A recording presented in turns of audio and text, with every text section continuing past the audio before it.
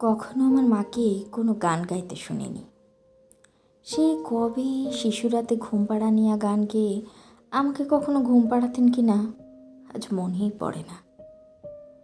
যখন শরীরে তার বসন্তের সম্ভার আসেনি, যখন ছিলেন তিনি ঝড়ে আম কুড়িয়ে বেড়ানো বয়সের কাছাকাছি, হয়তো তখনও কোনো গান লতিয়ে ওঠেনি মিড়ে মিড়ে দুপুরে সন্ধ্যায়, পাছে গুরুজনদের কানে যায়।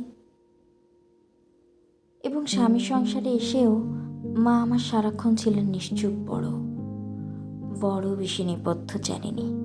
যত দূরে জানা আছে, টাপ পাখি খেয়াল তাকে করেনি দখল কোনো দিন।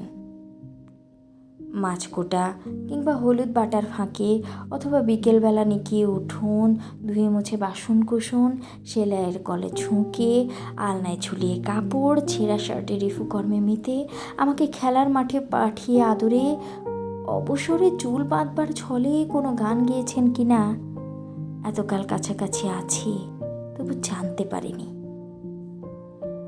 যেন তিনি গান দুঃখ জাগানিয়া কোনো কাঠের সিন্ধুকে রেখেছেন বন্ধ করে আজীবন।